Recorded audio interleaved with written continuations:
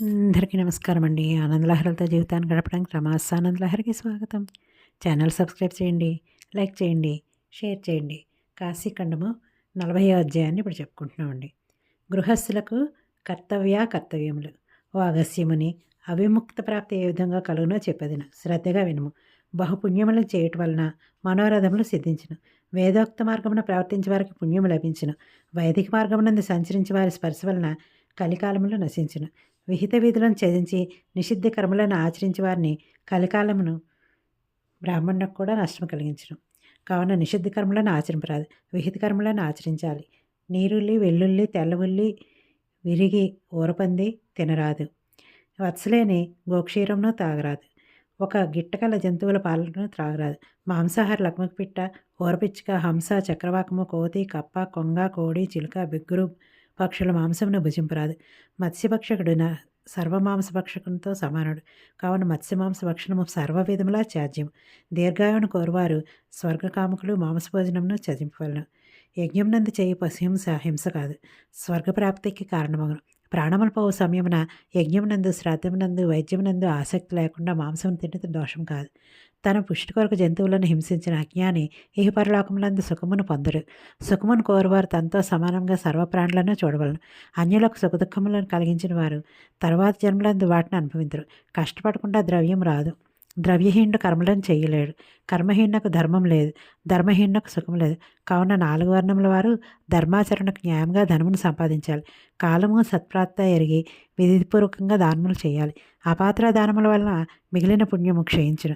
ఆపదల నుండి గట్టెక్కించుటకు, కుటుంబ పోషణకు, రుణమును విడిపించుటకు చేయ దానము ఇహపరములందు అక్షయఫలమును అసంగును.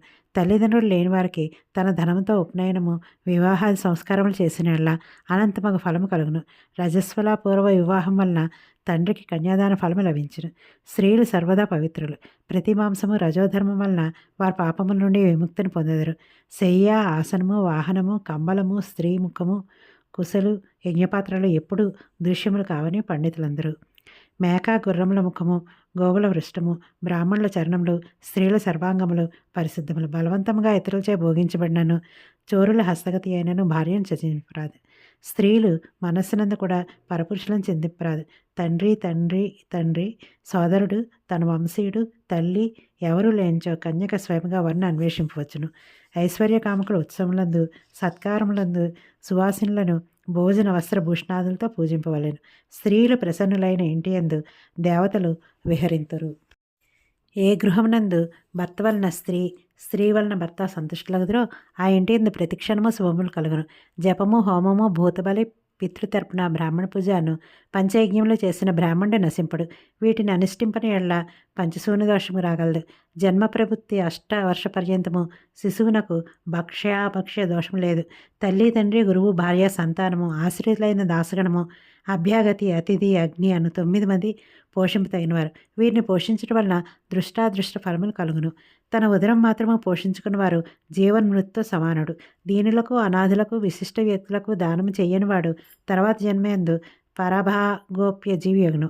గృహస్థు తన సంపదను ఇంటి యందు అందరికీ విభజించి మంచి నడవడి, దయా, ఓర్పు కలిగే దేవతలందు అతిథులందు భక్తియుక్తుడై ఉండాలి. అతడే ధార్మికుడు. బ్రాహ్మణుడు రాత్రులందు మధ్య 2 యాములందు శయనించవలను. అభ్యాగతులను చక్కగా గౌరవించాలి. ఆశ్రమము, పాదశౌచము, యథాశక్తి భోజనము, స్నానము, శయ్య, జలాభ్యంగనము, దీపము గృహస్థునకు అభీష్టములను సిద్ధింపచేయను. క్రూరత, పరస్త్రీగమనము, వైరము, క్రోధము, అసత్యము, అప్రియవచనము, దంభము, కపటము, ద్వేషము అని 9 గ్రహిస్తూ త్యజించాలి. స్నానము, సంధ్య, జపము, హోమము, వేదపాఠము, దేవపూజనము, వైశ్వదేవము, అతిథి సత్కారము, పితృతర్పణము అని 9 నిత్యము నిర్వర్తించవలను. జన్మ నక్షత్రము, మైథునము, మంత్రము, గృహఛిద్రము, వంచన, ఆయువు, ధనము, అవమానము, స్త్రీ అని 9 రహస్యంగా ఉంచాలి. రహస్య పాపమును, నిష్కలంకతను, ప్రయోగములను, రుణసిద్ధిని, నిజవంశమును, క్రయమును, విక్రయమును, కన్యాదానమును, గుణోత్కర్షను ప్రకటించవచ్చును. సత్పాత్రులకు, మిత్రులకు, వినీతులకు, దీనులకు, అనాథలకు, ఉపకారికి, తల్లి, తండ్రి, గురువులకు చేసిన దానము అక్షయ ఫలమును అసంగును. వాచాలనకు, స్థుతిపాఠకులకు, చోరులకు, కువైద్యులకు, వంచకులకు, దూర్తులకు, దుష్టులకు, మల్లులకు, బందికి, ఆపలందు కూడా దానము చేయరాదు. సంతతి ఉండగా తన సర్వస్వమును, భార్యను, శరణాగతులను, న్యాసమును, కులవృత్తిని, నిక్షేపమును, స్త్రీధనమును, కొడుకును మూఢుడు మాత్రమే దానము చేయను. సత్యము, శౌచ్యము, అహింస, క్షమ, దానము, దయా, దమము, దొంగలింపబడుకుంటా ఇంద్రియ నిగ్రహము అందరికీ ధర్మ సాధనములు. నాలుక, భార్య, పుత్రులు, సోదరులు, మిత్రులు, సేవకులు, ఆశ్రిత జనము, వినయశీలు రఘుచాతుడు సర్వత్రా గౌరవింపబడును. మద్యాదుల పానము, దుర్జన సాంగిత్యము, పతివిరహము, స్వేచ్ఛా సంచారము, స్వప్నము, అన్య గృహవాసము స్త్రీలకు పనికిరావు. విద్యా వినయ సంపన్నుడకు శ్రోత్రియుడు ఇంటికి వచ్చించో అన్నాదులకు ఓషధులు పరమానందము నందున. భ్రష్ట బ్రాహ్మణుకు అన్నం పెట్టించో అన్నము విలిపించును. స్త్రీలు వేదమంత్రములు వినరాదు. స్త్రీలకు ముండనము చేయవలసి వచ్చించో కేశములన్నీ పట్టుకొని 2 అంగుళములు మాత్రమే కత్తిరించాలి. రాజపుత్రులకు, బహుశత్రులకు, బ్రాహ్మణులకు పవనం లేకుండా ప్రాయశ్చిత్తము చేయవలను. వేదమును అమ్ముకొని రాదు. శూద్రాన్నము, శూద్ర సంపర్కము, శూద్రునితో ఏకాశ్రమను కూర్చుంట, శూద్రుని యొద్ద విద్య నేర్చుట నిషిద్ధములు. తేనె, శాఖము, పాలు, పెరుగు, లవణము, నెయ్యి, నూనె వ్యంజనములు చేతితో వడ్డింపరాదు. ఇనుప పాత్ర యందు భుజింపరాదు. పానీయము, పాయసము, భిక్షావస్తువు, నెయ్యి, లవణములను చేతితో ఇచ్చించో స్వీకరింపరాదు. దేవద్రవ్యమును విభజించి గ్రహించడం వలన బ్రాహ్మణ ద్రవ్యహారణం వలన కులము నశించును. భోజనదానములందు వేదమును అభ్యసించిన బ్రాహ్మణ్ణి అతిక్రమింపరాదు. ఇచ్చిన మాట నిలబెట్టుకోవాలి. యజ్ఞశేషముగా అన్నాన్ని అతిథి భుజింపగా మిగిలిన అన్నమును తినవలను. ద్విజుడు స్నానాంతరము పితరులకు జలతర్పణం చేసించో శ్రాద్ధాది క్రియాఫలము ప్రాప్తించును. గృహస్థు తన ఇంట్లో నెలకొకసారి ఆయన్ను బ్రాహ్మణకు భోజనం పెట్టాలి. యజ్ఞకర్తలకు, యజ్ఞదీక్షితులకు, సన్యాసులకు, బ్రహ్మచారులకు, యజ్ఞకర్మ నిర్వర్తించు ఋత్వికులకు స్వతకం ఉండదు. తలకు గుడ్డ చుట్టుకొని కానీ, చెప్పులు తొడుక్కొని కానీ, దక్షిణాభిముఖంగా కానీ భుజింపరాదు. భోజన సమయమున మండలమును చేయాలి. బ్రాహ్మణునకు చతురస్రాకార మండలము, క్షత్రియునకు త్రికోణాకార మండలం, వైశ్యునకు గుండ్రని మండలము, శూద్రునకు ప్రోక్షణము చేయాలి. ఒడియందు, చేతియందు, వస్త్రమునందు, ఆశ్రమనందు, శయ్యందు మలం చేతి విశుద్ధుడైనప్పుడు భుజింపరాదు. ధర్మశాస్త్రవేత్త వేదజ్ఞుడు చెప్పిందే పరమధర్మం. నల్లని వస్త్రం ధరింపరాదు.